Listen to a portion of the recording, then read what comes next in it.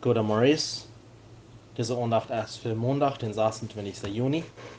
Mijn naam is John Pana van Tamaulipas.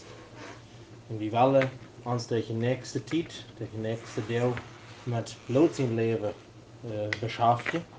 We willen kijken wat voor leicht voor het leven duidt en wat voor een zware val je dreven moest.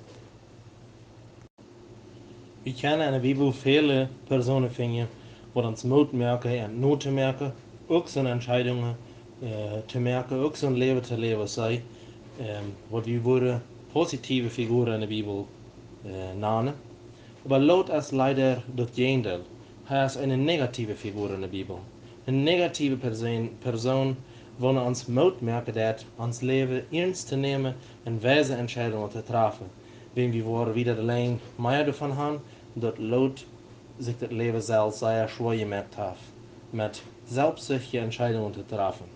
Leider will er in Gottesfurcht das Leben leben, was er in Abraham gesehen hat, aber er will das mit der Welt vermischen.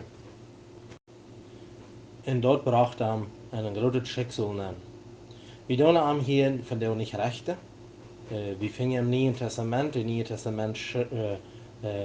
nennt den gerechten Lot, so wir tun nicht Rechte, sondern wir tun sein Leben betrachten, von seinen Fehlern in Lehre zu tragen.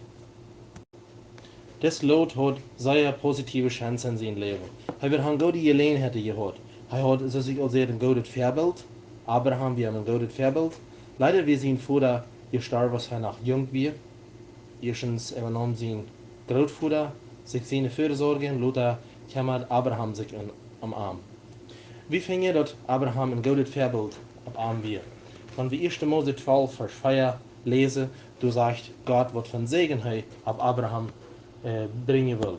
Es sagt, ich will segnen, die dich segnen und verfluchen, die dich verfluchen und in dir sollen gesegnet werden alle Geschlechter auf Erden.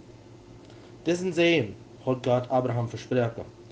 Und wenn Lot mit einem Tod trug, kann Lot teilhaftig werden an diesen Segen. Wenn Lot seinen Vater im jungen Alter verloren hat, kann Lot aber nicht sagen, dass er in einem schlechten Einfluss gewesen wäre. Tot am dat hij mangel lieden uit wenn zijn Vater nicht bei ihm war. No, Abraham war ein sehr gutes Vorbild. Dort fingen wir im Kapitel 12, Vers 9. Du trocken sie von einer Stadt nach der nächste. Und am 8.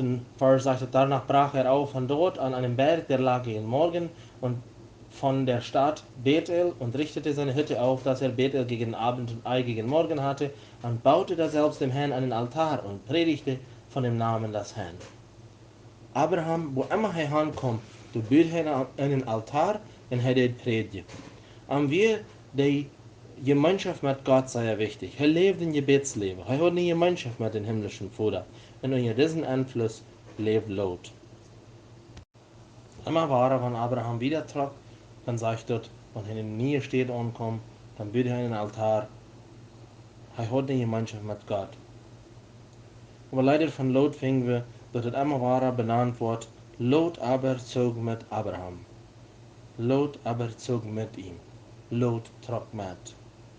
Wahrscheinlich wäre nicht seine persönliche Glaubensüberzeugung. Er ging nicht mit einer Überzeugung vorwärts. Er ging heran. Er fuhr mit. Und dort merkt, dass Luther nicht weise Entscheidungen treffen wird.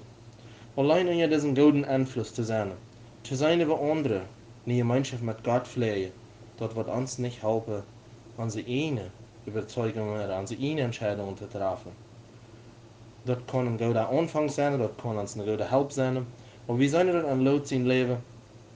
Hij moet met zijn eigen Glaubensüberzeugung vorwärts komen. Allein in Abraham zijn opvoed zijn, allein Abraham als een aanleider gaan, te zijn waar hij in intieme Gebetsleven leeft, dat merkt hem nog niet, dat hij wijze Entscheidungen treffen wird. So allein goede aanleider te gaan, dat merkt geen mens selig oder glücklich. Wir müssen unsere eigene Überzeugung vorwärts gehen. Gottes Segen mit Jünd.